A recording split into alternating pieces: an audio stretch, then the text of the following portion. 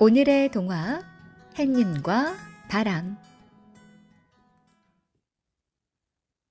해님과 바람이 서로 자기가 힘이 세다고 말다툼을 하게 되었습니다.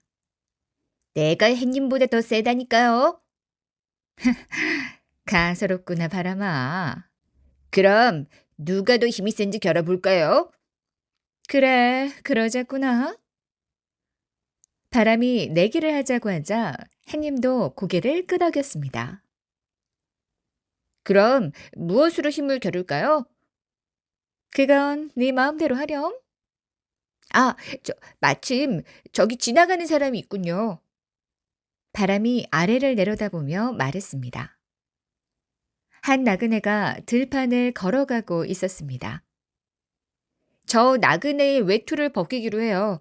외투를 먼저 벗기는 쪽이 이기는 거죠. 잘 보세요, 햇님.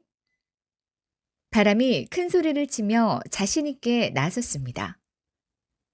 바람은 나그네를 향해 세차게 불어댔습니다.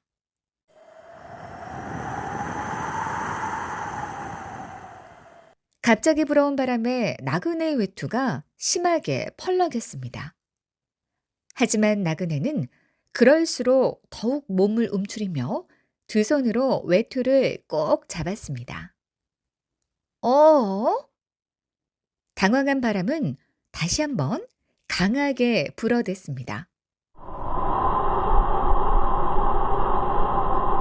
하지만 나그네가 있는 힘을 다해 외투를 잡는 바람에 결국 바람은 외투를 벗기지 못했습니다.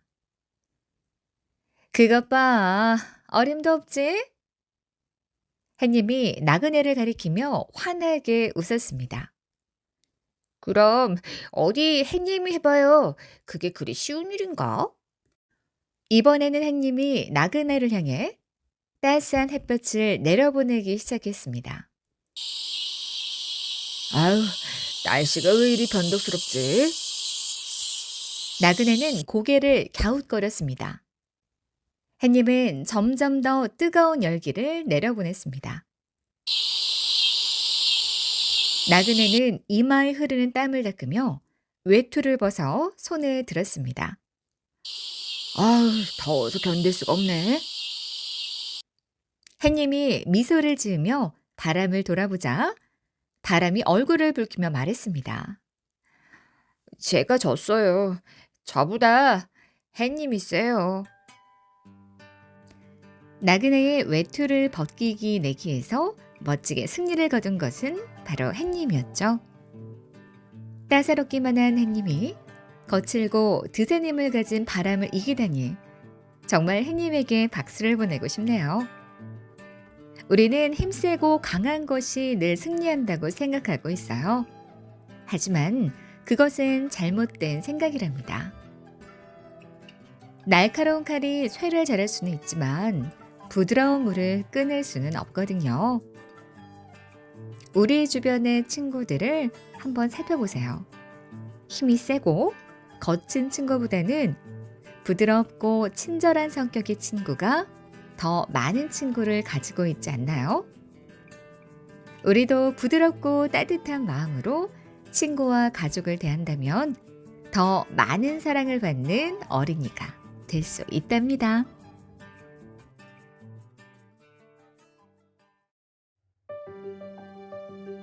읽어주는 동화책 신데렐라. 옛날 어느 나라에 마음씨 착한 소녀가 살았어요. 소녀의 아버지는 아내가 일찍 세상을 떠나자 딸이 둘 있는 홀어머니하고 다시 결혼했어요. 새 어머니와 두 언니는 소녀를 미워했어요. 그래서 소녀는 아버지마저 돌아가시자 쥐가 찍찍거리는 다락방에서 지내야 했죠. 새 어머니는 소녀에게 온갖 집안일을 다 시켰어요. 언니들은 항상 더러운 모습인 소녀를 신데렐라라고 부르며 놀렸어요. 신데렐라는 재투성이라는 뜻이랍니다. 심술궂은 두 언니는 난로의 재 속에 콩을 뿌려놓고 말했어요. 어서 콩을 주워 먹어. 배가 고픈 신데렐라는 콩을 주워 먹었어요. 어느 날 새 어머니가 두 딸에게 말했어요. 이번 토요일 밤에 왕자님께서 신부감을 고르는 무도회를 한다는구나. 그래요? 내가 왕자님의 신부가 되면 좋을 텐데. 드디어 기다리던 무도회 날이 되었어요. 신데렐라는 언니들의 구두를 닦아주고 드레스를 손질하느라 무척 바빴어요. 신데렐라도 무도회에 가고 싶었지만 새 어머니와 두 언니는 신데렐라만 남겨두고 성으로 떠나버렸답니다. 무도회에 가고 싶으냐? 웬 낯선 목소리가 들려 돌아보니 아름다운 요정이 서 있었어요. 내가 무도회에 갈 수 있게 도와주마. 요정이 요술봉으로 호박을 툭 치자 호박은 예쁜 마차로 바뀌었죠. 요정이 또 한 번 요술봉으로 쥐를 건드리자 쥐는 금세 하얀 말로 변해버렸어요. 이제 마차를 몰 마부가 필요하겠구나. 때마침 뜰을 지나가던 도마뱀을 요술봉으로 건드리자 마부로 변했어요. 자, 이제 네 차례다. 요정이 요술봉을 한 번 휘두르자 신데렐라는 눈부시게 아름다운 아가씨가 되었어요. 정말 꿈만 같아요. 잘 다녀오렴. 그렇지만 12시가 지나면 마법이 풀린단다. 그러니 12시가 되기 전에 꼭 집에 돌아와야 해. 신데렐라를 태운 마차가 성에 도착했을 때는 파티가 한참 무르익어 갈 때였어요. 오, 정말 아름다운 아가씨구나. 아가씨, 어서 오십시오. 왕자님은 계단을 내려가 신데렐라를 손수 맞이했어요. 잠시 후 무도회가 시작됐어요. 아, 왕자님은 저 아가씨하고만 계시네. 아, 속상해. 다른 아가씨들은 신데렐라를 보며 부러워했죠. 12시를 알리는 종소리가 들리자 신데렐라는 왕자님의 손을 뿌리치고 급히 밖으로 뛰어나갔어요. 그런데 신데렐라는 계단에서 비틀거리다가 그만 구두 한 짝을 잃어버리고 말았어요. 마음이 급한 신데렐라는 서둘러 마차에 올라탈 수밖에 없었어요. 궁전 문을 빠져나갈 때 신데렐라는 누더기 옷을 걸친 본래의 모습으로 돌아왔지만 유리 구두만큼은 바뀌지 않았어요. 다음 날 유리 구두를 발견한 왕자님은 이 구두가 발에 꼭 맞는 사람을 신부로 삼겠다고 말했어요. 많은 아가씨가 유리 구두를 신어봤지만 발에 꼭 맞는 아가씨를 찾아낼 수는 없었죠. 마침내 신데렐라 집에도 대신들이 찾아왔어요. 두 언니의 커다란 발은 구두에 들어가지 않았어요. 제가 신어보면 안 될까요? 새 엄마와 언니들이 신데렐라를 꾸짖었지만 신데렐라의 발은 유리구두에 딱 맞았어요. 바로 그때 요정이 살며시 나타나 신데렐라의 옷에 요술봉을 갖다 대자 신데렐라는 눈 깜짝할 사이에 아름다운 아가씨로 변했어요. 그 후 신데렐라는 왕자님과 결혼하여 오래오래 행복하게 살았답니다.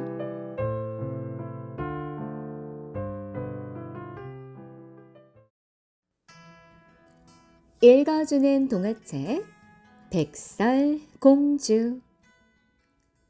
옛날 어느 나라에 마음씨 착한 임금과 왕비님이 살고 계셨어요. 눈이 펑펑 내리던 어느 날 왕비님은 창가에 앉아 술을 놓다가 그만 바늘에 찔리고 말았어요. 아! 저 눈처럼 흰 살결에 상틀처럼 검은 머리, 그리고 이 피피처럼 붉은 입술을 가진 그런 예쁜 공주를 낳았으면. 얼마 후 왕비님은 소원대로 예쁜 공주님을 낳고 흰 눈이라는 뜻의 백설이라고 이름을 지었어요. 그런데 얼마 후 왕비님은 병으로 돌아가셨어요. 슬퍼하던 임금님은 어린 공주를 위해 새 왕비를 맞아들였어요. 그런데 새 왕비는 요술거울을 가진 마음씨 나쁜 마녀였어요. 왕비는 매일 요술거울에게 물었어요. 거울아, 거울아, 이 세상에서 누가 제일 예쁘니? 제일 예쁜 건 왕비님이죠. 거울의 대답에 새 왕비는 깔깔깔 웃곤 했어요. 세월이 흘러 백설공주는 달처럼 환하고 꽃처럼 아름다운 소녀가 되었어요. 공주가 7살이 된 어느 날, 새 왕비는 거울에게 누가 제일 예쁜지 물었어요. 그런데 거울은 뜻밖에도 백설공주라고 대답했어요. 뭐라고? 백설공주라고? 화가 난 새 왕비는 곧 사냥꾼을 불러 명령했어요. 백설공주를 아무도 모르게 없애버려라. 명령대로 하겠습니다, 왕비님. 사냥꾼은 사냥놀이를 하자며 공주를 숲으로 데려갔어요.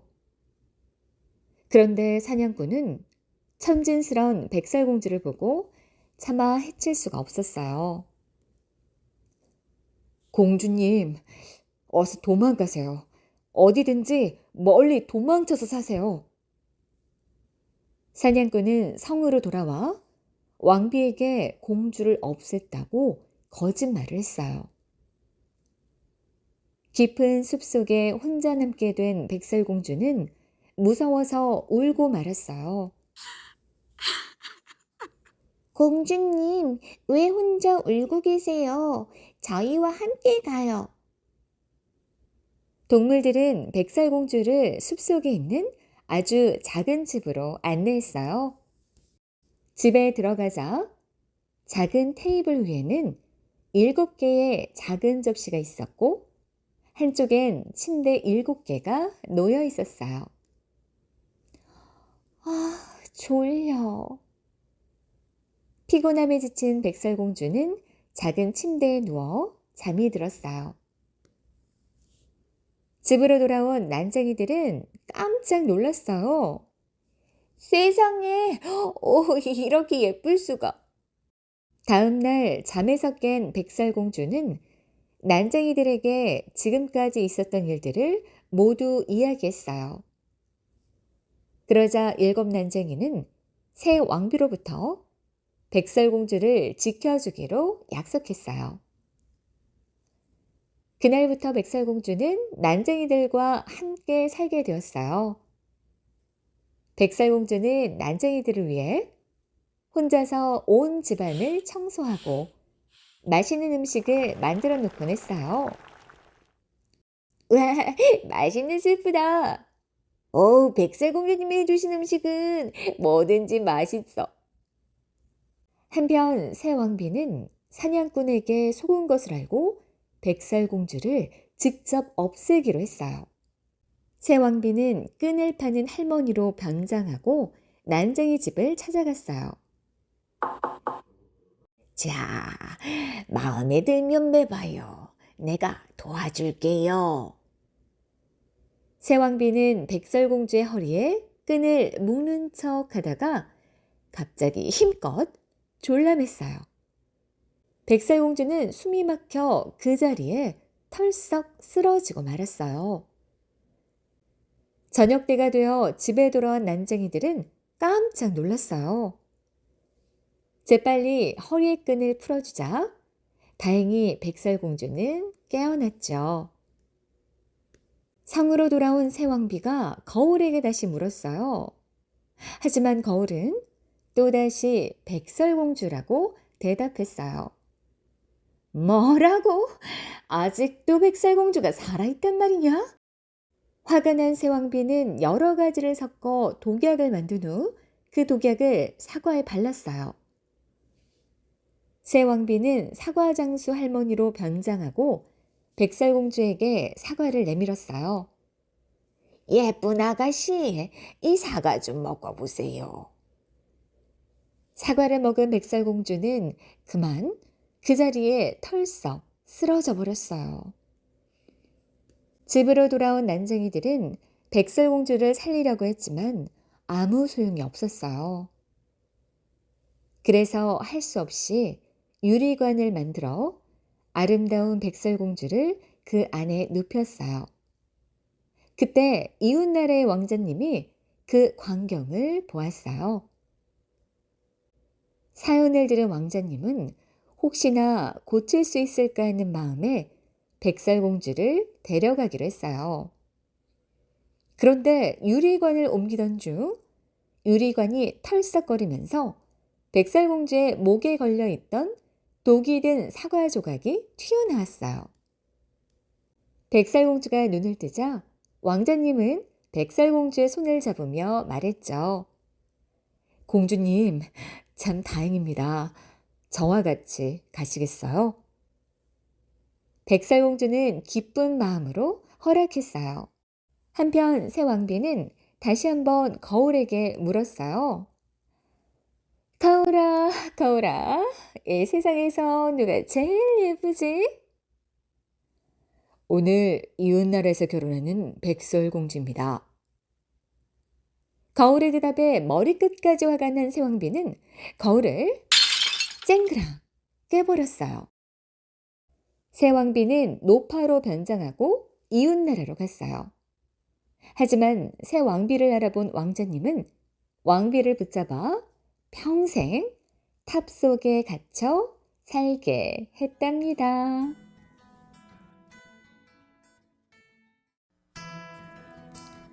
읽어주는 동화책 브레멘 음악대.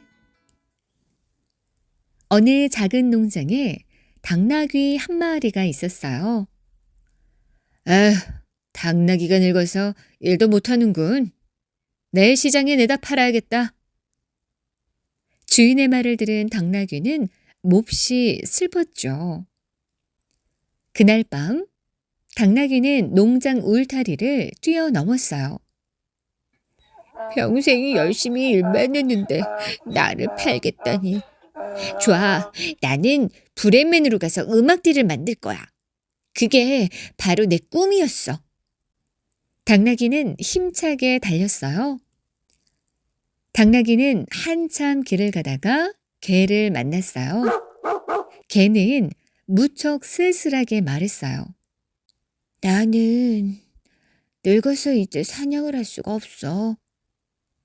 그래서 주인이 나를 버리려고 해서 도망쳤어. 그럼 나랑 브레멘으로 가서 함께 음악대를 만들자. 음악대라고?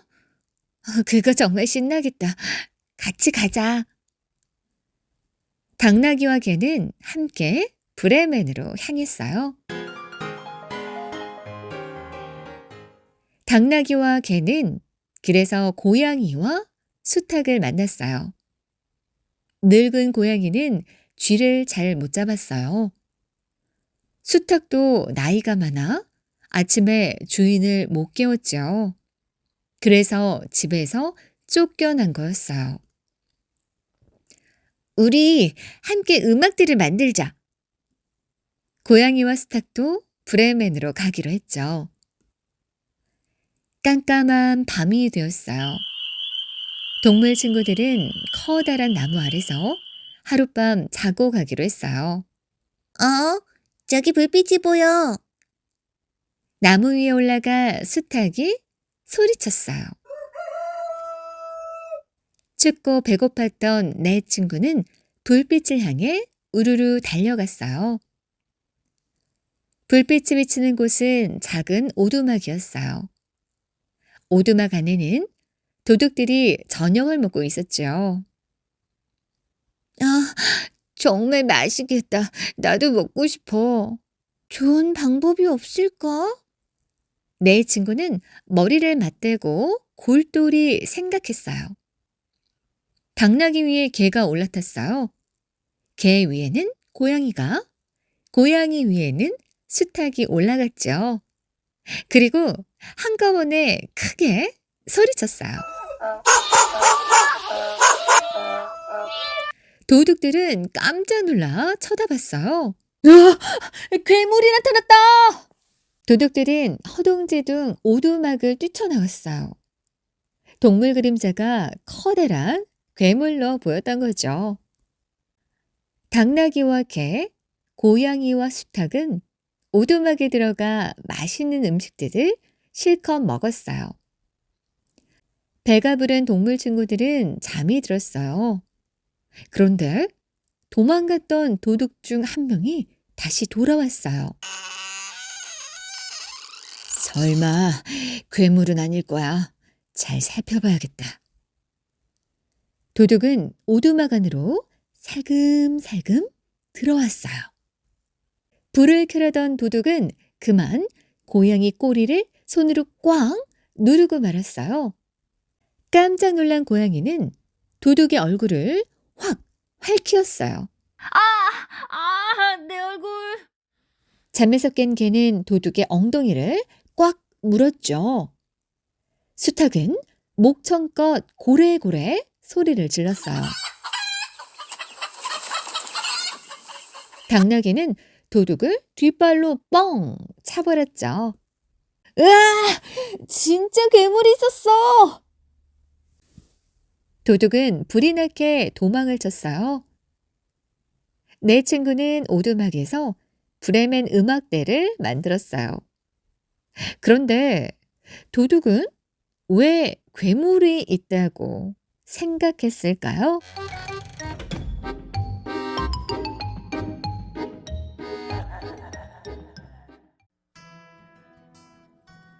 읽어주는 동화책 피리 부는 사나이 하멜른의 아이들.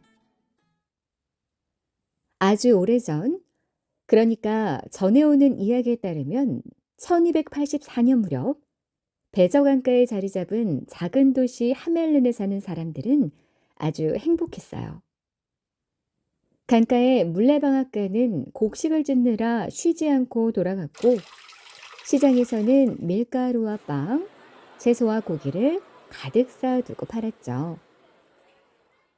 사람들은 하루하루 아무 걱정 없이 행복하게 살아갔어요. 그렇게 좋은 날이 언제까지고 영원히 계속될 줄만 알았어요. 그러던 어느 날 갑자기 쥐들이 나타났어요.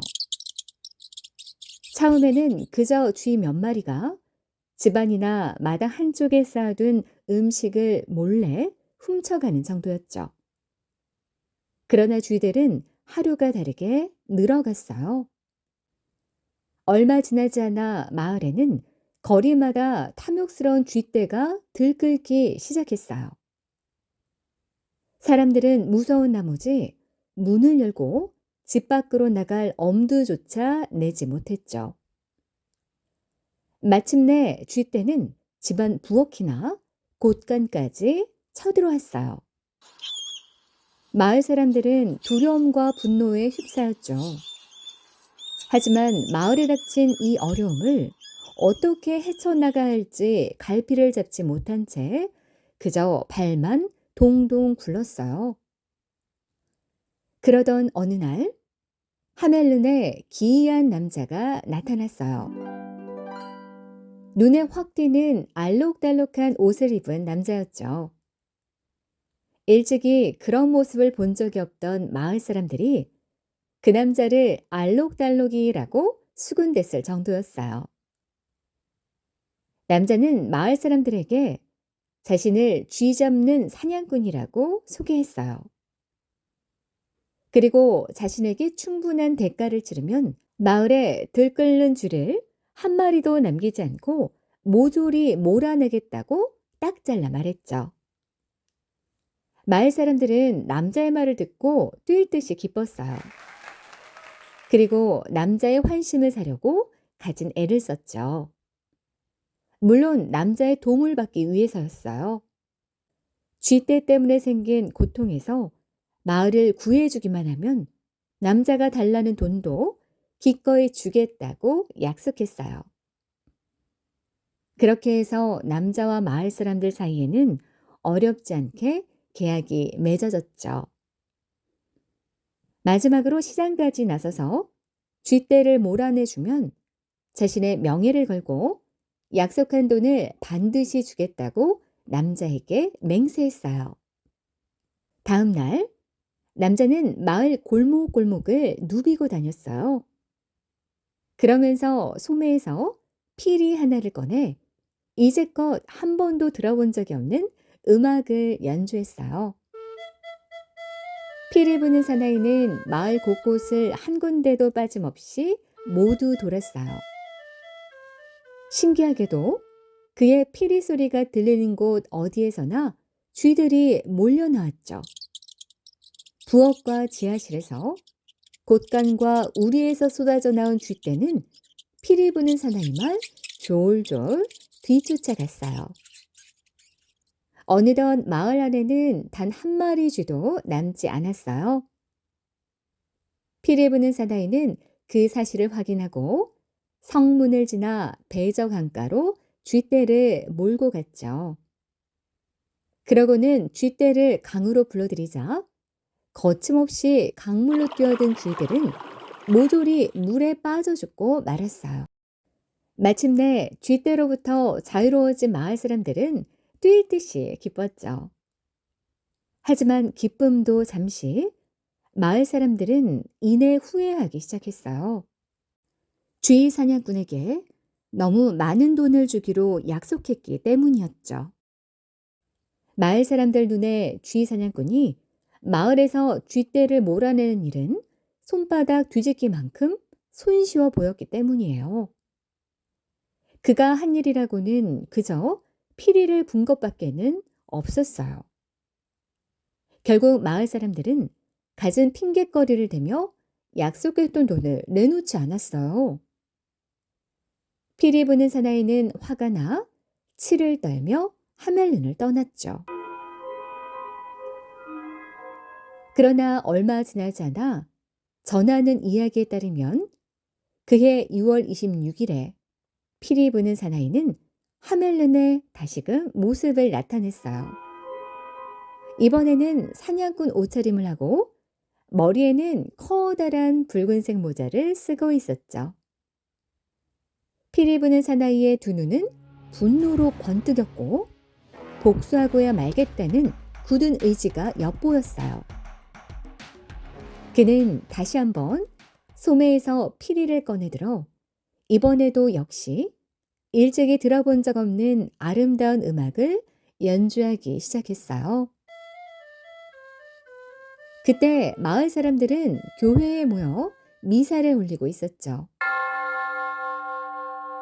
그 사이 남자는 피리를 불며 마을 곳곳을 돌아다녔어요. 그러자 세상에 일찍이 쥐떼가 그랬던 것처럼 집집마다 아이들이 물밀듯이 거리로 몰려 나왔어요. 걷거나 뛸 수 있는 아이들은 하나도 빠짐없이 모두 아이들은 마치 마법의 피리 소리에 홀리기라도 한 듯 피리 부는 사나이를 에워싼 채 그의 뒤만 졸졸 따라가기 시작했죠. 피리 부는 사나이를 따르던 아이들 무리 가운데에는 유독 나이 많은 아이가 있었어요. 시장의 딸이었죠. 피리 부는 사나이는 아이들을 데리고 성문을 지나 마을 가까이에 있는 산으로 향했어요. 그러고는 아이들과 함께 모습을 감추고 말았어요. 아기를 돌보던 보모 하나가 그날 일어난 일을 직접 보았다고 했어요.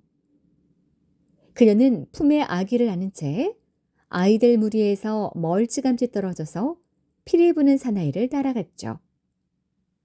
그러다 마을로 되돌아와 끔찍했던 그날의 사건을 마을 사람들에게 이야기해 주었어요.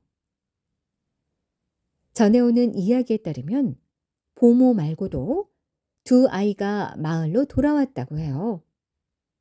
그중 한 아이는 앞을 보지 못해 자신이 들었던 것만을 이야기할 뿐 아이들이 사라진 곳을 알려줄 수는 없었어요. 또 다른 아이는 말을 하지 못해 아이들이 사라져간 산이 어디였는지를 가리키기만 할 뿐 무슨 일이 있었는지는 말해줄 수가 없었어요. 아이를 잃은 부모는 모두 성문 앞으로 달려나갔고 무엇과도 비교할 수 없는 큰 슬픔에 잠겨 아이들을 찾아 헤맸어요. 부모들은 터져나오는 울음을 멈추지 못했고 땅이 꺼져라 한숨을 내쉬었어요. 이윽고 전국 방방 곳곳으로 사람들을 보내 사라진 아이들의 자취를 찾으려 했죠. 그러나 모두 헛된 일이었어요. 그날 하루 하멜른에서 사라진 아이들은 130명에 이르렀어요. 하멜른의 아이들이 모두 사라진 수수께끼 같은 이야기는 이렇게 끝이 나죠. 그 뒤로 피리 부는 사나이가 아이들을 마을 밖으로 데려간 그 길에서는 두 번 다시 음악을 연주할 수 없게 했다고 해요. 심지어 갓 결혼한 신혼부부를 축복하기 위해 거리를 행진하던 바이올린과 피리는 물론 북조차 그 길에서만큼은 연주를 멈췄죠. 그래서 그 길은 지금도 북 없는 길이라고 불린다고 해요.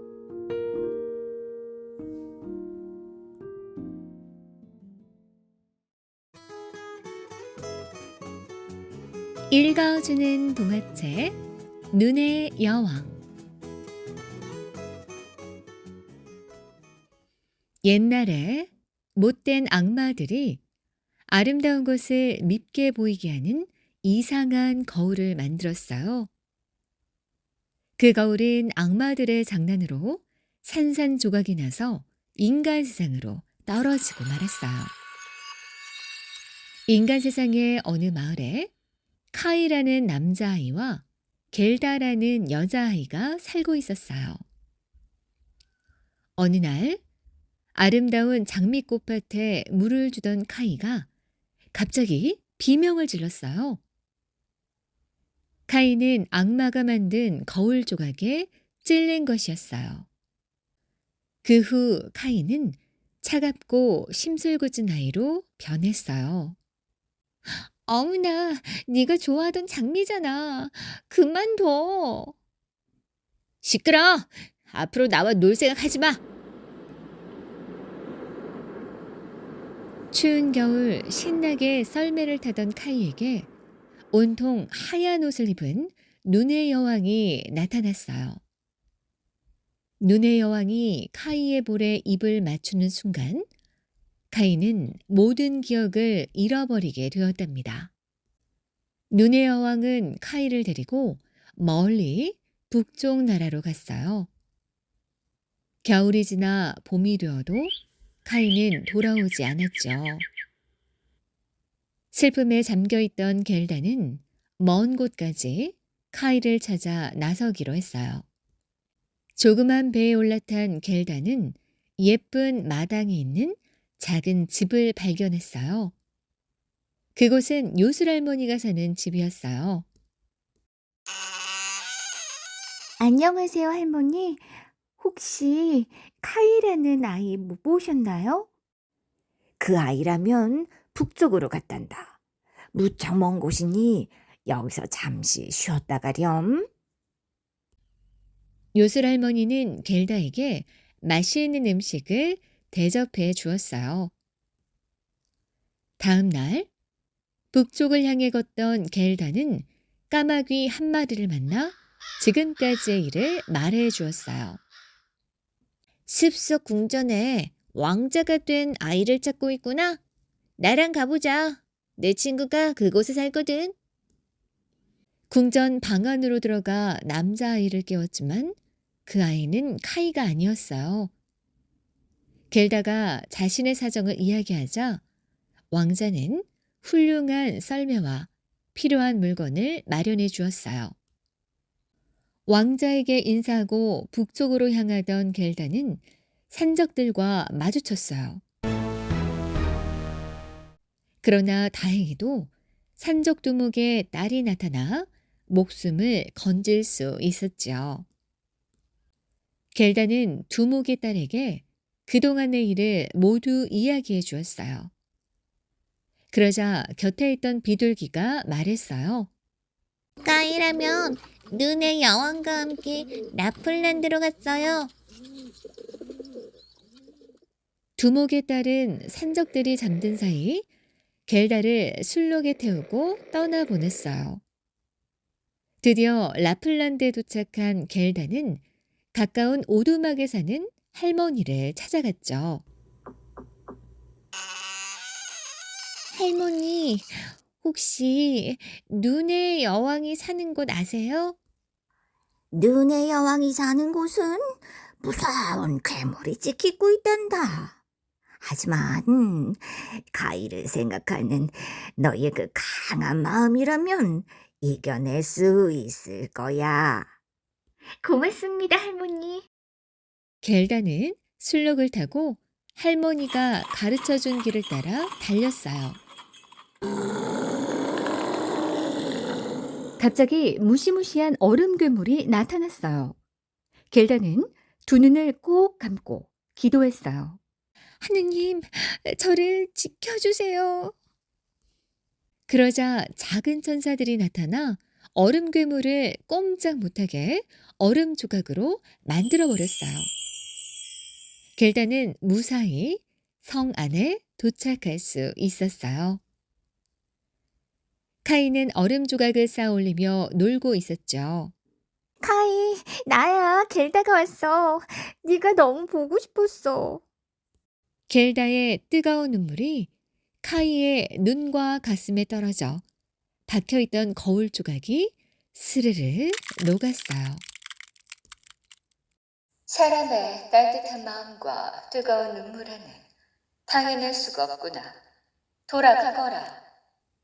겔다의 착한 마음에 감동한 눈의 여왕은 카이를 놓아주었어요. 집으로 돌아간 카이와 겔다는 예전처럼 사이좋게 살았답니다.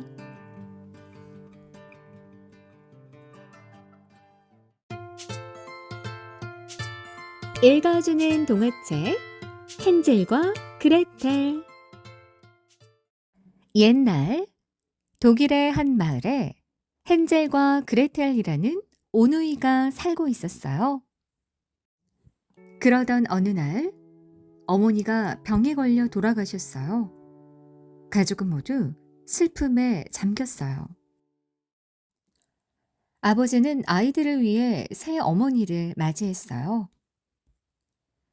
그러나 새 어머니는 날마다 힘든 일을 시켰죠. 헨젤, 너는 창작을 패라. 그레텔, 너도 놀지 말고 물 좀 길어와. 그러던 어느 해 새 어머니가 말했어요. 집에 먹을 게 없다고요. 우리가 살려면 아이들을 버리는 수밖에요. 뭐? 아이들을 버리자는 거요? 그렇게는 못하오. 하지만 새 어머니가 자꾸 재촉하자 아버지는 그렇게 하기로 했어요. 그런데 오누이가 아버지와 새 어머니의 말을 엿듣게 되었어요. 헨젤은 그레텔을 달래고 밖으로 나가 하얀 조약돌을 주워왔죠. 다음 날 두 남매는 부모님을 따라 숲으로 갔어요. 헨젤은 뒤떨어져 걸어가면서 주머니에 넣어두었던 조약돌을 지나는 길마다 하나씩 툭툭 떨어뜨렸어요. 숲속에 도착하자 새 어머니가 말했어요. 아버지와 함께 나무 해올 테니 여기서 기다려라. 아이들은 모닥불 옆에서 재미있게 놀았어요. 그런데 해가 질 때까지 부모님은 돌아오지 않았어요. 오빠, 무서워. 집에 가자. 그래, 걱정하지 마.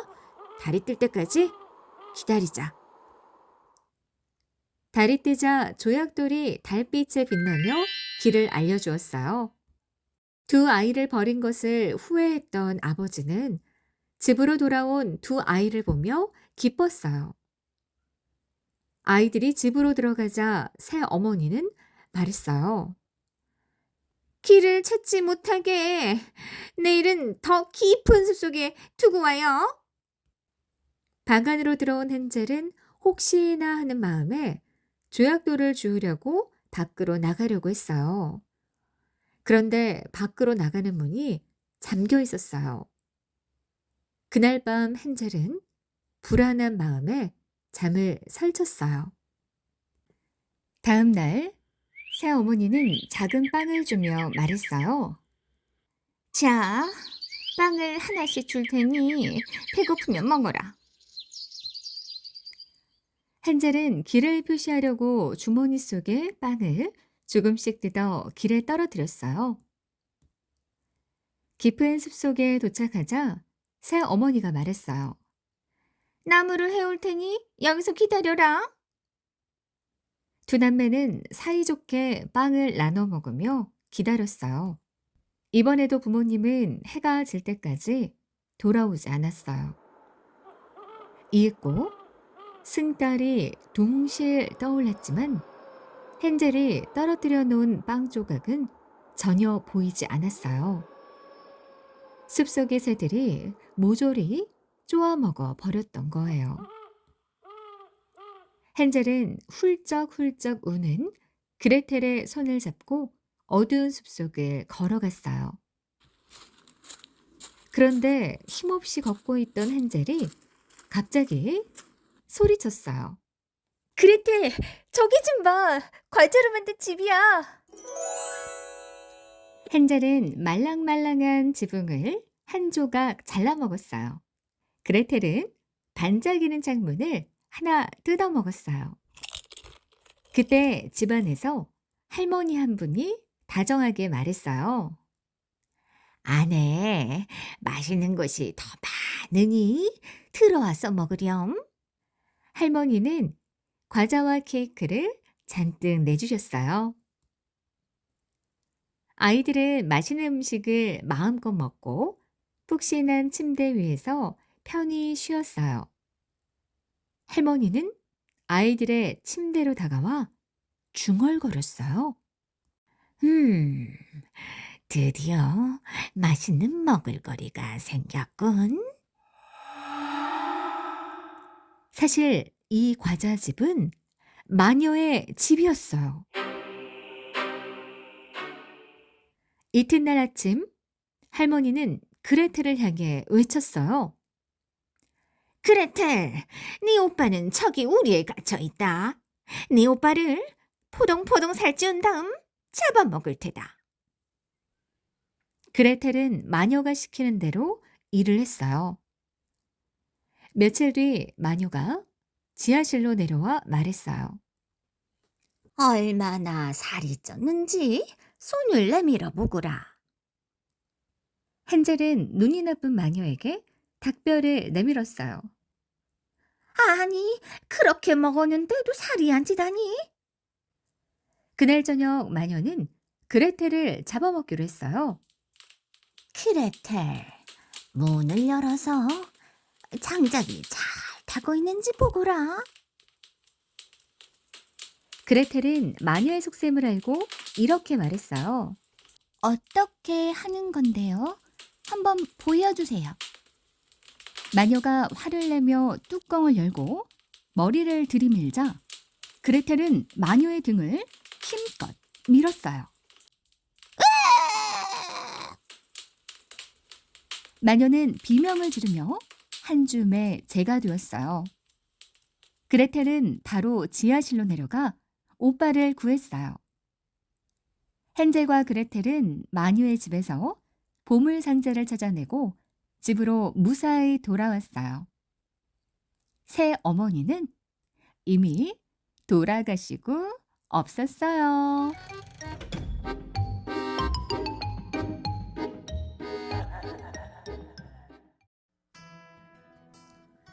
읽어주는 동화책 성냥팔이 소녀. 어느 추운 겨울날 한 소녀가 성냥을 팔고 있었어요. 성냥 사세요. 성냥 좀 사주세요. 사람들은 불쌍한 소녀를 쳐다만 볼 뿐 그냥 지나쳤어요. 지친 소녀는 너덜거리는 신문지 한 장을 깔고 앉아 꽁꽁 얼어붙은 손과 발에 호호 입김을 불었어요. 와, 오늘은 맛있는 음식이 참 많네. 그래, 많이 먹어라. 집안에서 들려오는 사람들의 행복한 웃음소리는 소녀를 더욱 슬프게 했어요. 소녀는 커튼 사이로 방 안을 들여다보았어요. 방 안에서는 아이들이 예쁜 선물을 풀어보며 가족과 함께 즐겁게 식사하고 있었어요. 그것을 보자 소녀는 더욱 배가 고팠어요. 엄마, 할머니, 왜 나만 두고 가셨어요? 어느새 소녀의 두 뺨엔 눈물이 주르륵 흘렀어요. 그래, 성냥을 켜면 따뜻해질 거야. 소녀는 얼어붙은 손으로 간신히 성냥 한 개비를 뽑아 불을 켰어요. 그런데 이상한 일이 일어났어요. 어머나, 난로잖아. 소녀는 언발을 녹이려고 발을 뻗자 난로가 갑자기 사라졌어요. 성냥이 다 타버렸던 거예요. 소녀가 성냥에 다시 불을 붙이자 이번에는 음식이 잔뜩 차려진 식탁이 나타났어요. 소녀는 자신도 모르게 손을 내밀었지만 잡힌 것은 차가운 겨울의 공기뿐이었어요. 소녀는 다시 성냥개 위에 불을 붙였어요. 그러자 커다란 크리스마스 트리가 나타났어요. 트리에는 갖가지 색깔의 초와 예쁜 장식들이 주렁주렁 매달려 있었어요. 촛불에 손을 녹이면 따뜻하겠다. 소녀가 손을 대자 촛불들은 반짝거리며 줄을 맞추어 하늘 높이 올라갔어요. 어머나, 이렇게 아름다운 광경은 처음 봐. 그때 별똥별이 떨어졌어요. 별똥별이네. 누군가 죽었나 봐. 예전에 할머니가 소녀에게 별똥별은 누군가 죽어서 하늘로 올라가는 것이라고 말했거든요. 소녀는 다시 성냥개비를 꺼내 불을 켰어요. 이번에는 돌아가신 할머니가 나타났어요. 할머니는 미소를 지으시며 소녀에게 두 손을 내밀었어요. 할머니, 얼마나 보고 싶었는지 몰라요. 소녀는 달려가 할머니 품에 안겼어요. 그래, 할머니도 네가 몹시 보고 싶었단다. 소녀는 할머니의 품에 안겨 눈물을 흘렸어요. 할머니의 손에 힘이 점점 약해졌어요. 그러자 소녀는 황급히 주머니에 들어있던 성냥을 모두 꺼내 한꺼번에 불을 켰어요. 성냥다발에 불이 활활 타올랐어요. 주위가 대낮처럼 밝아지고 소녀를 껴안은 할머니 팔에 다시 힘이 돌아왔어요. 소녀야, 다시는 헤어지지 말자꾸나. 그 순간 두 사람의 몸이 하늘로 떠올랐어요. 할머니, 어디로 가는 거예요? 지금 하늘나라로 가는 중이란다. 소녀와 할머니는 하늘 높이 올라갔어요. 이윽고 두 사람이 구름 위로 올라가자 사방이 무지개 색깔로 빛이 났어요. 그곳에는 소녀가 매일 꿈에 그리던 어머니가 따뜻한 미소를 짓고 있었어요. 엄마, 엄마 보고 싶었어요. 소녀는 뛰어가 어머니 품에 안겼어요.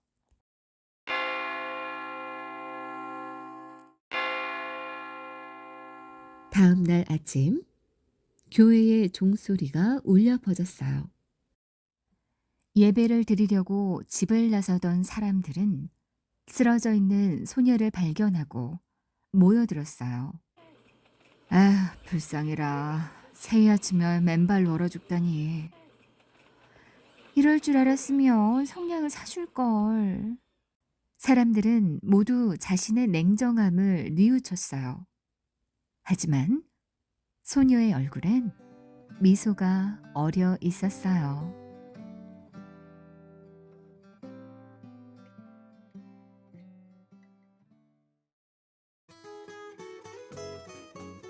읽어주는 동화책 바보와 어머니.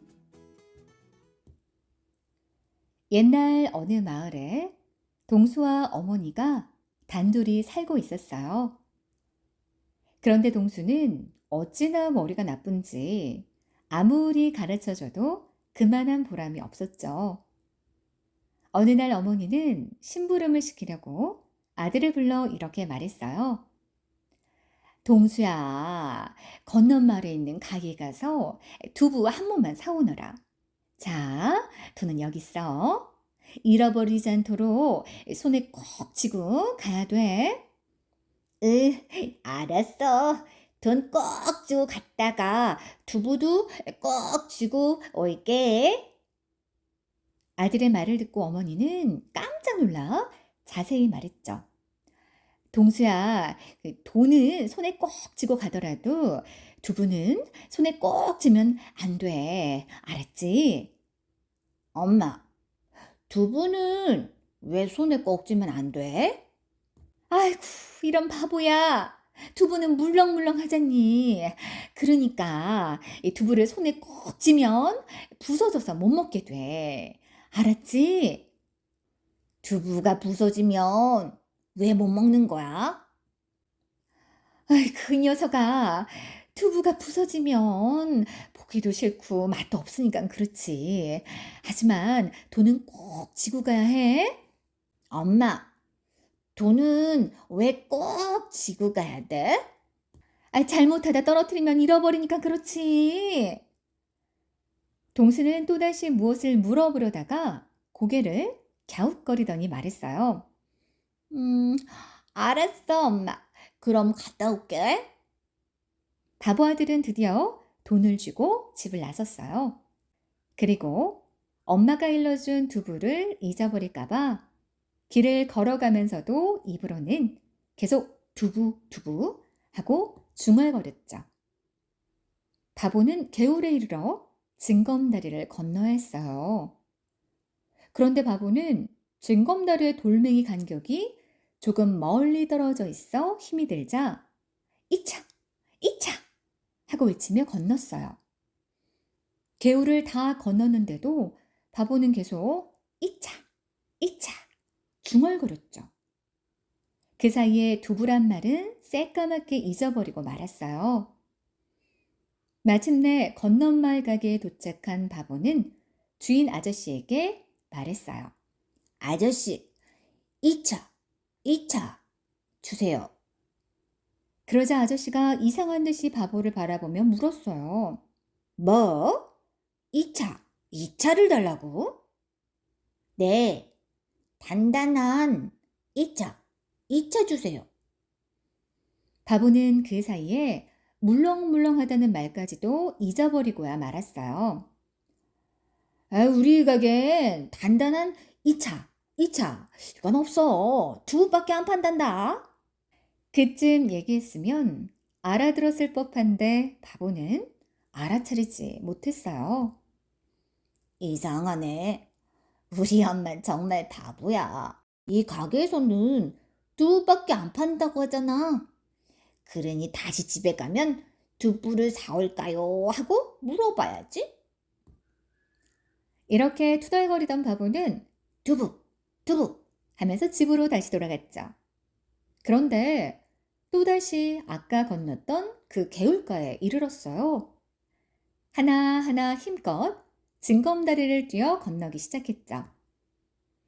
바보는 껑충껑충 건너면서 또다시 이차, 이차 하고 외치는 바람에 그만 두부라는 말을 새까맣게 잊어버리고 말았어요. 집에 도착한 바보는 어머니께 다짜고짜 화를 냈어요. 엄마는 정말 바보야. 아저씨네 가게에서는 2차는 안 판다고 했어. 엄마 때문에 엇걸으면서 다리만 아프잖아. 아니 얘야, 2차가 뭐니? 엄마가 2차 사오라고 했잖아. 엄마가 말해놓고도 몰라? 아이고, 이런 바보 같은 녀석아. 내가 물렁물렁한 두부 사오라고 했지 언제 단단한 2차 사오랬니? 도대체 단단한 2차가 뭐야? 이번에는 꼭 두부란 말만 외우고 가서 사오도록 해. 두부 하고서 말이야. 알았어요. 바보는 다시 두부를 사러 집을 나섰어요. 그리고 열심히 두부 하고 중얼거리며 걸어갔죠. 그러나 바보는 이번에도 개울을 건너다가 그만 두부라는 말을 잊어버렸어요. 가게에 다다른 바보는 또다시 이렇게 말했죠. 아저씨, 2차 주세요. 이번에는 틀림없어요. 주인 아저씨는 고개를 갸웃거리며 바보에게 말했어요. 아, 우리 가게에는 2차는 없고 두부만 있다니까. 아, 아까도 얘기했잖니. 네, 알겠어요. 집에 가서 다시 물어보고 올게요. 바보는 다시 두부 하고 외우면서 집으로 돌아갔어요. 그러나 개울을 건너다가 또다시 그 두부란 말을 그만 깜빡 잊어버리고 말았어요. 집에 돌아온 바보가 아까처럼 투덜거렸죠. 그러자 어머니가 고개를 절레절레 흔들면서 말했어요. 정말 속상해 못 살겠네. 아니, 너는 어쩌면 그렇게도 깜빡 잘 잊어버리니? 이번에는 두부 이렇게 길게 소리를 내면서 잊지 말고 다녀와. 바보는 두부 길게 소리를 내며 건넌 마을로 향했죠. 그런데 이번에는 엉뚱하게도 부두 하면서 두부 가게로 갔어요. 아저씨, 이번엔 틀림없어요. 부두 주세요. 부두가 아니라 두부겠지. 자, 가져가거라. 바보는 두부를 받아들고 집으로 돌아왔어요. 엄마, 여기 2차 사왔어. 바보는 개울을 건너는 사이에 두부란 말을 잊어버리고 다시 2차를 생각한 것이었죠. 너무나 속이 상한 어머니는 아무 대꾸도 하지 않았어요. 아무튼 두부를 사오기는 했으니 됐다고 생각을 한 거죠.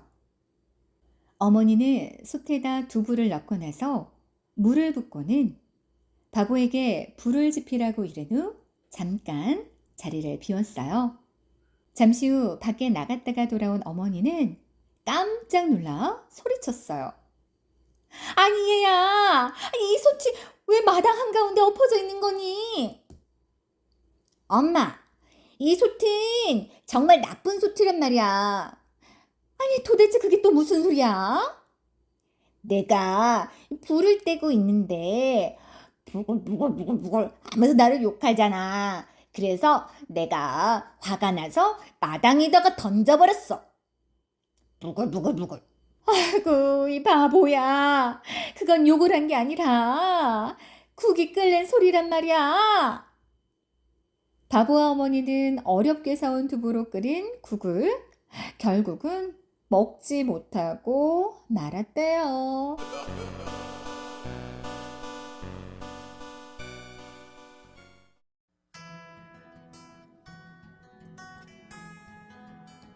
읽어주는 동화책 크리스마스 선물. 낡고 허름한 아파트에 짐과 델라라는 젊은 부부가 살고 있었어요. 그리고 그들은 결혼 이후 첫 크리스마스를 맞게 되었죠. 델라는 창가에 서서 바깥 풍경을 내다보았어요. 거리에는 오가는 사람이 많았고 저 멀리에는 화려하게 장식된 대형 크리스마스 트리가 보였어요. 델라는 바깥을 내다보다가 한숨을 내쉬었어요. 내일이면 크리스마스 이브인데 어쩌지? 델라의 얼굴에 근심이 가득했죠.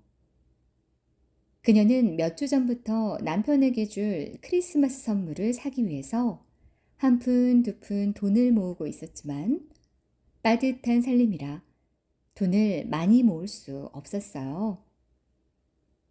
델라는 그동안 모은 동전을 꺼내어 세어봤지만 1달러 80센트밖에 되지 않았어요. 혹시나 하는 마음에 다시 돈을 세었지만 그래도 여전히 1달러 80센트였죠. 이 돈으로는 할 수 있는 게 없어. 델라는 낡은 외투를 입고 바깥으로 나갔어요. 그녀는 상점을 지나다가 보석 상점 앞에 멈춰 섰죠.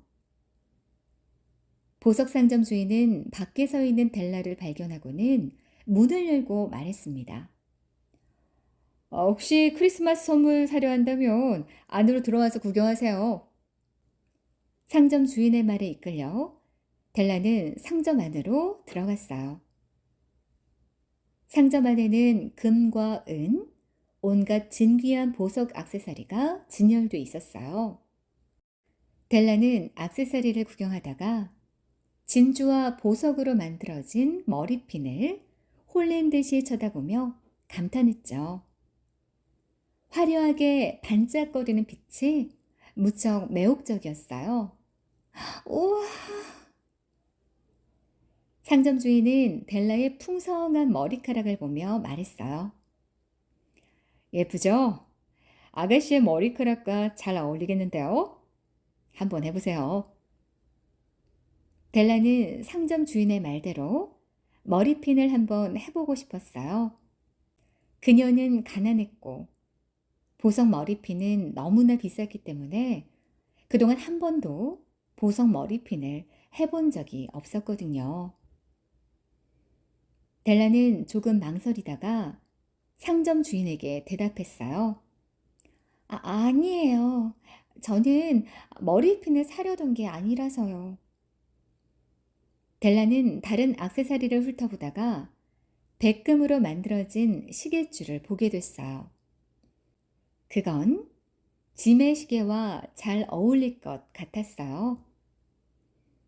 델라는 백금 시계줄을 가리키며 물었어요. 이건 얼마예요? 그건 20달러예요.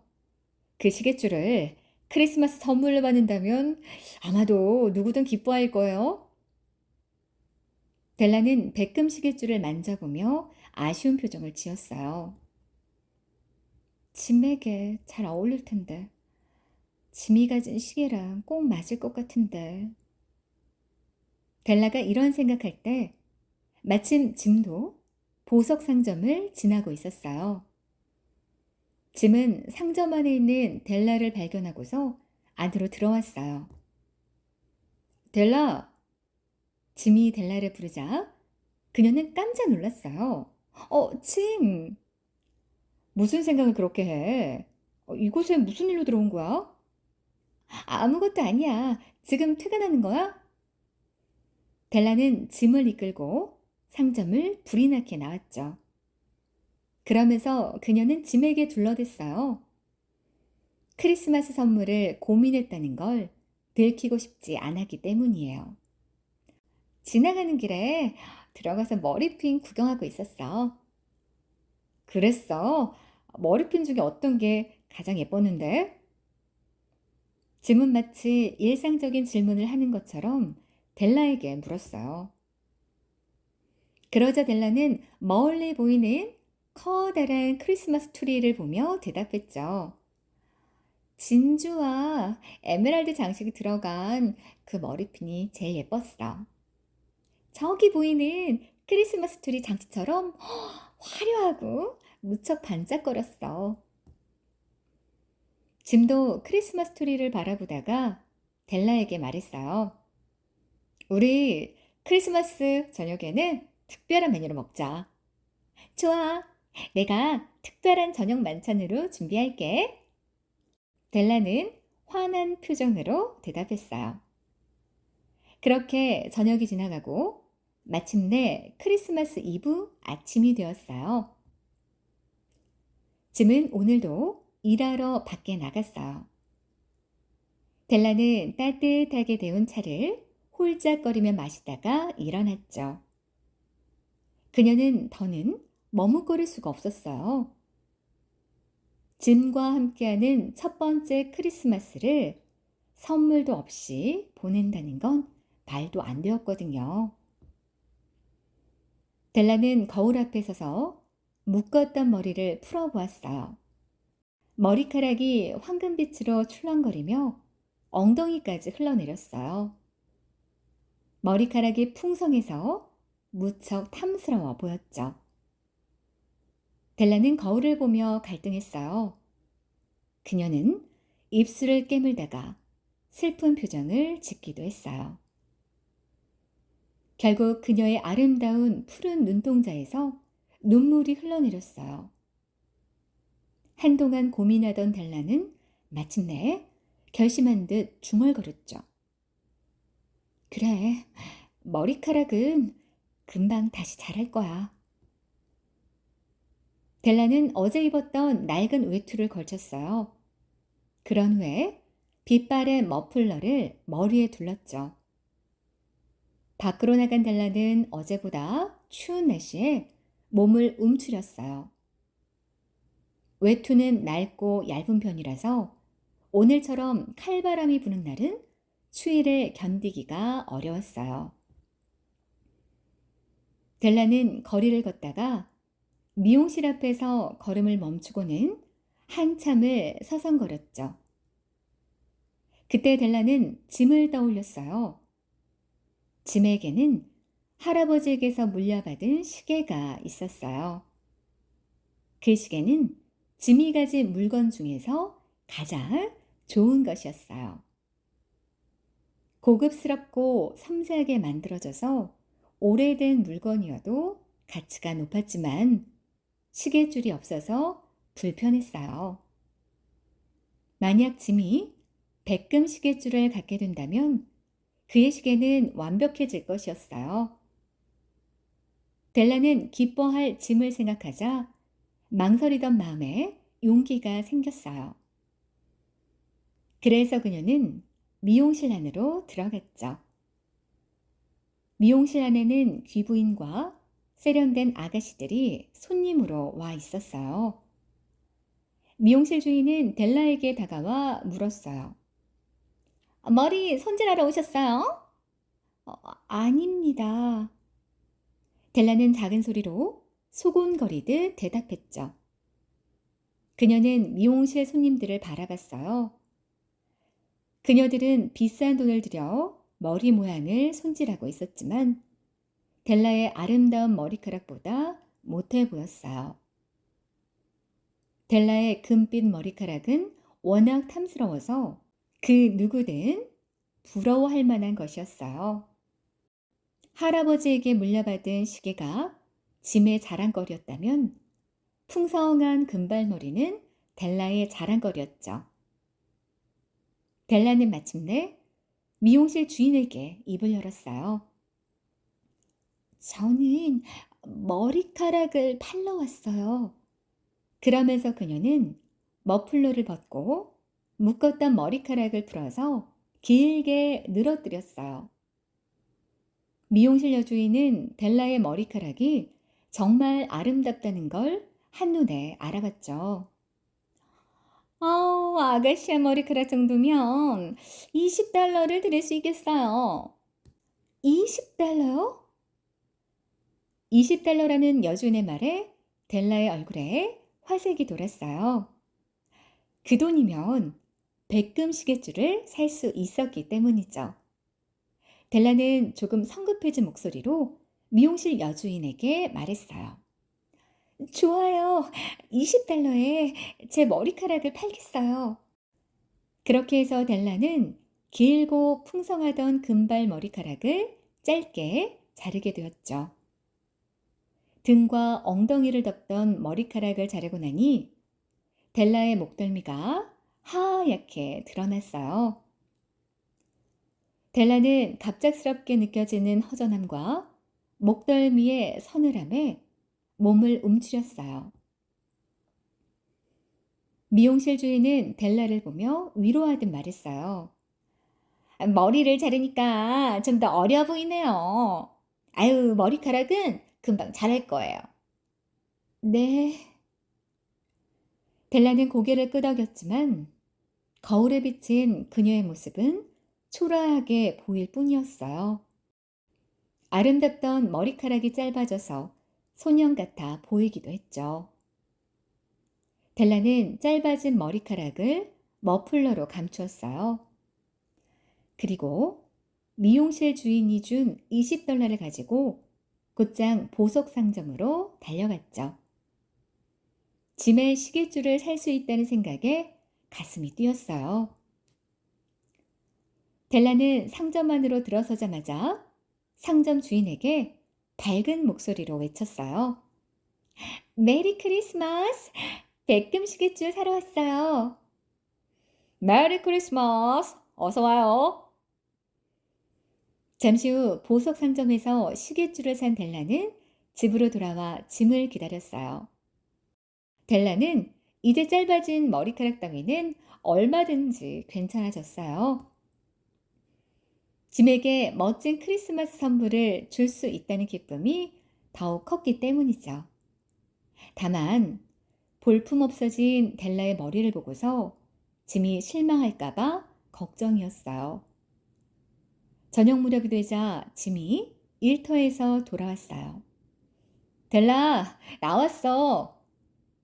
짐은 집 안으로 들어서다가 델라를 보고서 우뚝 멈춰섰어요. 그의 눈이 휘둥그레졌죠. 그는 몹시 놀랐는지 미동도 하지 않고 델라를 뚫어지게 바라봤어요. 델라는 내심 걱정되었죠. 짐이 내 머리를 보고서 실망했을까? 예쁘지 않다고 생각할까? 델라는 평소처럼 행동하려 했으며 짐에게 말했어요. 짐, 어서 와. 당신에게 줄 크리스마스 선물로 시계줄을 샀어. 뭐? 머리는 어떻게 된 거야? 시계줄 사려고 머리카락을 팔았어. 머리카락은 금방 자랄 거야. 델라가 말했지만 짐은 아무런 대답이 없었어요. 델라는 괜히 불안해져서 그의 이름을 불렀죠. 짐. 미동도 하지 않던 짐은 그제야 움직이며 외투 주머니에서 뭔가를 꺼냈어요. 그건 조그만 선물 상자였어요. 델라, 나도 크리스마스 선물을 준비했어. 이걸 보면 알 거야. 내가 왜 놀랬는지. 짐이 조그만 선물 상자를 내밀자 델라는 그것을 받아서 열어보았어요. 상자 안에는 어제 그녀가 보았던 보석 머리핀이 들어있었죠. 진주와 에메랄드가 박힌 머리핀이었어요. 델라는 너무 놀라 탄성을 내뱉었어요. 세상에! 짐은 델라에게 다정한 목소리로 말했어요. 미안. 나는 시계를 팔았어. 그 돈으로 머리핀을 산 거야. 당신이 이 머리핀을 하면 너무 잘 어울릴 것 같아서. 델라는 짐의 말을 듣고서 울음을 터뜨리고야 말았어요. 눈물이 한없이 흘러내렸죠. 짐은 그런 델라를 안아주며 등을 토닥였어요. 델라, 괜찮아. 시계는 다시 살 수 있으니까. 지금 당장 선물을 사용할 순 없지만, 그래도 오늘은 정말 행복한 크리스마스인 것 같아. 음, 정말 행복한 크리스마스야. 델라는 울먹이며 대답했어요. 서로를 위해 준비했던 크리스마스 선물은 당장 쓸모가 없었지만 그들이 보내는 크리스마스 밤은 행복하고 아름다웠죠. 사랑하는 마음이 서로에게 최고의 선물이 되었기 때문이에요.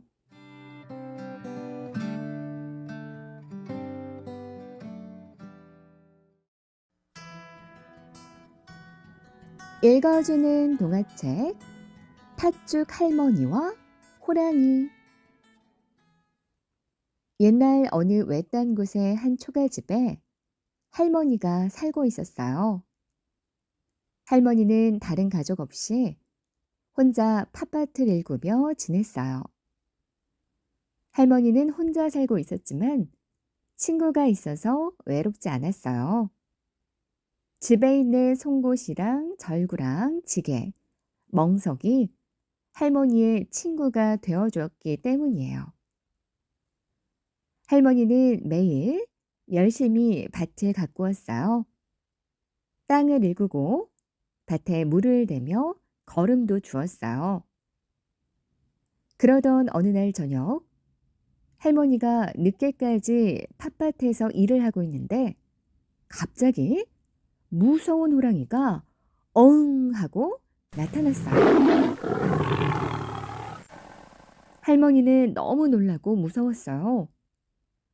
호랑이는 황소만큼 커다랬고 송곳니는 날카로웠어요. 또 눈은 어둠 속에서도 번쩍거렸어요. 호랑이는 할머니를 잡아먹으려고 했어요. 오늘은 할머니를 잡아먹어야겠다. 아유, 호랑이야, 살려다오. 난 배가 고파서 할머니를 잡아먹어야겠어. 호랑이야, 정 그렇다면 가을에 밭을 거두었을 때 다시 오렴. 팥죽이라도 써놓거든 잡아먹는 게 어떻겠니? 할머니의 말에 호랑이는 잠시 고민했어요. 할머니의 말대로 가을에 잡아먹어도 늦지 않을 거라는 생각이 들었어요. 그러면 가을에 팥죽을 쑤어 놓았을 때 그때 다시 와서 잡아먹도록 하지. 호랑이는 그렇게 말하고는 어둠 속으로 사라졌어요. 할머니는 일단 위기를 넘겼지만 가을이면 다시 나타날 호랑이가 걱정되었어요. 그래도 할머니는 여름 내내 부지런히 일했고 할머니가 매일 팥밭을 잘 돌보아서 밭은 무럭무럭 자라났어요. 어느덧 가을이 되어 팥을 거두게 되었어요. 할머니는 그 어느 때보다 팥을 많이 거두었지만 전혀 기쁘지가 않았어요. 호랑이가 다시 나타날 시간이 가까워지고 있었기 때문이에요. 곧 호랑이가 나타날 테고 나는 이제 꼼짝없이 잡아먹히겠구나. 할머니는 슬퍼하며 울면서 팥을 거두었어요. 항아리는 할머니가 거두어들인 붉은빛 팥으로 수북해졌어요. 할머니는 집으로 돌아와 슬프게 울면서 부엌에서 팥죽을 쑤었어요. 그런데 가을 햇볕에 익어가던 알밤이 툭 떨어지더니 할머니가 있는 곳까지 대굴대굴 굴러왔어요. 그리고는 할머니에게 물었어요. 할머니, 왜 그렇게 슬피 울고 계세요? 오늘 밤 호랑이가 나를 잡아먹으러 온단다. 할머니는 슬프게 대답했어요. 할머니, 저에게 팥죽 한 그릇만 주세요. 제가 못된 호랑이를 혼내줄게요. 팥죽은 많이 있단다. 한 그릇 먹고 가렴.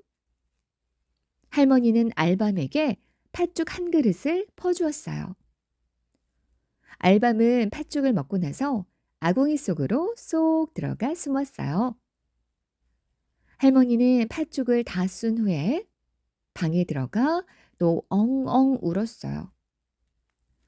밤이 다가올수록 할머니의 울음소리는 더욱더 구슬퍼졌죠. 이번에는 자라와 쇠똥과 송곳이 할머니에게 다가와 물었어요. 할머니, 왜 그렇게 슬프게 울고 계세요? 오늘 밤 호랑이가 나를 잡아먹으러 온단다. 할머니는 슬픈 얼굴로 대답했어요. 할머니, 우리에게 팥죽 한 그릇씩 주세요. 못된 호랑이를 혼내줄게요. 팥죽은 얼마든지 있단다. 맛있게 먹으렴. 할머니는 호랑이 때문에 슬프고 무서운 마음이 들었어도 팥죽은 아낌없이 주었어요. 자라와 쇠똥과 송곳은 팥죽 한 그릇을 맛있게 먹었어요. 그 후 자라는 물단지 안에 들어가고 쇠똥은 그 밑에 숨고 송곳은 부엌문 옆으로 가서 숨었어요.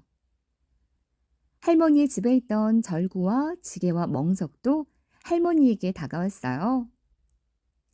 할머니, 저희에게도 팥죽 한 그릇 주세요.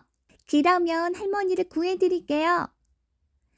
너희들도 팥죽 맛있게 먹으렴.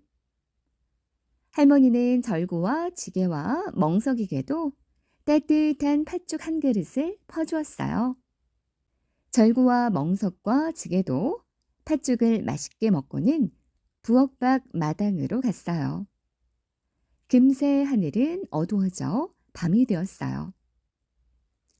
깊어진 가을밤은 몹시도 쌀쌀했어요. 밤하늘엔 별들이 총총 아름답게 반짝이며 떠 있고 둥근 달림도 하늘에서 고기를 내민 그때 무서운 호랑이가 나타났어요. 황소만큼 커다란 몸집의 호랑이는 다시 보아도 무서운 모습이었어요. 호랑이는 할머니의 초가집 마루 앞에 앉아 오들오들 떨면서 말했어요. 아우 추워. 할머니는 방에 있다가 깜짝 놀랐지만 침착하게 호랑이에게 말했어요. 호랑이야, 추우면 아궁이에 가서 불을 쬐고 나서 나를 잡아먹으렴.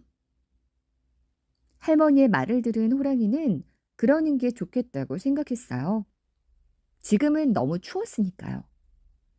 호랑이는 어슬렁어슬렁 부엌 아궁이로 갔어요. 아궁이 안에는 따뜻한 불이 타오르고 있었어요.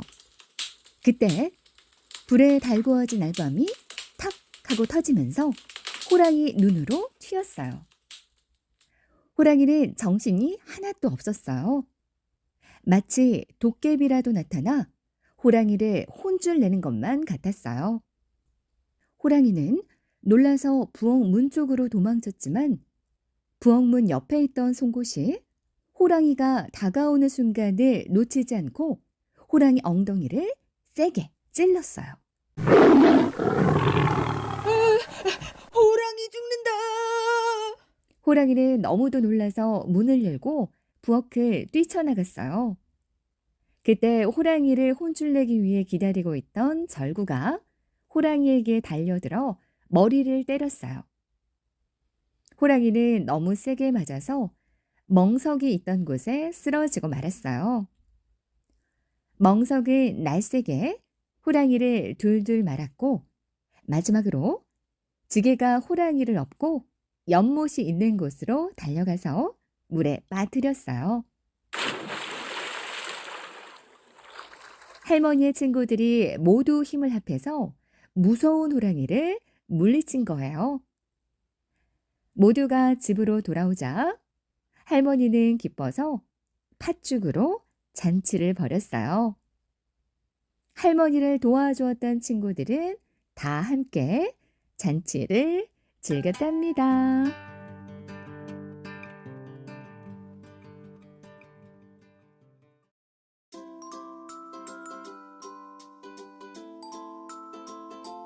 읽어주는 동화책 침팬지는 내 친구. 얘들아, 너희들 동물 좋아하니? 나는 어릴 때부터 동물을 무척 좋아했어. 얼마나 좋아했는지 내 얘기 좀 들어볼래? 난 강아지, 고양이는 물론이고 여자애들이 싫어하는 지렁이나 벌레까지 좋아했단다. 그래서 유모를 여러 번 놀라게 했지. 책도 정글북, 타잔 같은 걸 좋아했어. 특히 동물의 말을 아는 의사가 아프리카 동물들을 치료해주는 돌리틀 선생 이야기를 좋아했지. 그래서 나도 아프리카로 가서 동물들을 만나고 싶었단다. 동물이 그렇게 좋으니? 그럼 커서 훌륭한 동물학자가 되렴. 아빠 말에 나는 가슴이 콩닥콩닥 뛰었어. 동물학자는 동물을 연구하고 잘 살 수 있게 도와주는 사람이야. 23살 때 드디어 내게도 아프리카에 갈 기회가 생겼어. 아프리카 케냐라는 나라에서 한 통의 편지를 받았거든. 사랑하는 나의 친구 제인, 난 가족들과 함께 케냐의 농장으로 이사를 왔단다. 농장 구경하러 한번 놀러 오렴? 나는 아프리카에 갈 수 있다는 생각에 너무 기뻤어. 그래서 열심히 일해서 아프리카로 갈 돈을 모았지. 아프리카에 도착한 나는 눈이 휘둥그레졌어. 우와! 책으로만 보던 기린이랑 얼룩말이다. 아프리카는 동물을 좋아하는 내겐 천국이었지. 모든 것이 신기하고 놀라웠어. 나는 계속 아프리카에 살면서 동물을 연구하고 싶었단다. 그래서 루이스 리키 박사님을 찾아갔어. 나는 박사님을 도우면서 많은 것을 배웠어. 박사님은 걸핏하면 내게 침팬지 얘기를 했단다. 이야기를 들으며 나는 점점 더 침팬지를 좋아하게 됐지. 그러던 어느 날 박사님이 내게 말했어. 자네 숲속에서 침팬지를 연구해보지 않겠나? 나는 기뻐서 폴짝폴짝 뛰었어. 내가 제일 하고 싶었던 일이었거든. 침팬지가 사는 곰베 숲에 들어가 드디어 나만의 연구를 시작했어. 어떤 날은 하루 종일 땅바닥을 기어다니고 어떤 날은 덩굴 사이를 헤쳐나가다 상처를 입기도 했지. 날마다 똑같은 옷을 입고 같은 자리에 앉아 하루 종일 침팬지를 기다렸단다. 그러다 꼬박 밤을 새우는 날도 많았어. 한 번은 오래 기다린 끝에 겨우 침팬지를 만났는데 침팬지들이 팔을 휘두르며 날뛰는 바람에 도망쳐 버리기도 했단다. 하지만 난 결코 포기하지 않았어. 내가 끈질기게 기다리고 다가가니 결국 침팬지들도 내가 적이 아니라는 걸 알았는지 내가 준 바나나를 먹기 시작했지. 그렇게 침팬지의 친구가 된 나는 먹이부터 똥까지 침팬지의 모든 것을 옆에서 지켜보고 자세히 살펴봐야 된다. 덕분에 사람들이 생각하는 것처럼 모든 침팬지가 성격이 사나운 건 아니라는 걸 알게 됐어. 또 침팬지가 열매뿐만 아니라 고기도 먹는다는 사실을 알아냈지. 그러던 어느 날 사냥꾼들이 침팬지를 잡으려고 총을 마구 쏘는 게 아니겠니? 쏘지 마세요. 침팬지는 소중한 우리의 친구예요. 어서 비켜. 침팬지를 잡아야 돈을 벌 수 있다고. 제발 이러지 마세요. 침팬지도 사람처럼 슬픔과 기쁨을 알아요. 우리가 보호해줘야 한다고요. 결국 사냥꾼들은 물러났어. 나는 놀란 침팬지들을 꼭 안아주었지.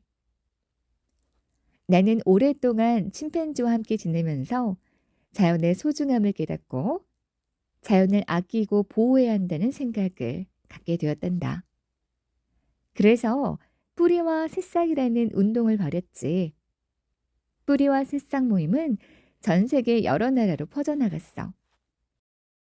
나는 평생 동안 동물들을 사랑하며 침팬지들의 친구가 되어 주었단다. 내가 누구냐고? 나는 제인 구달이라고 해.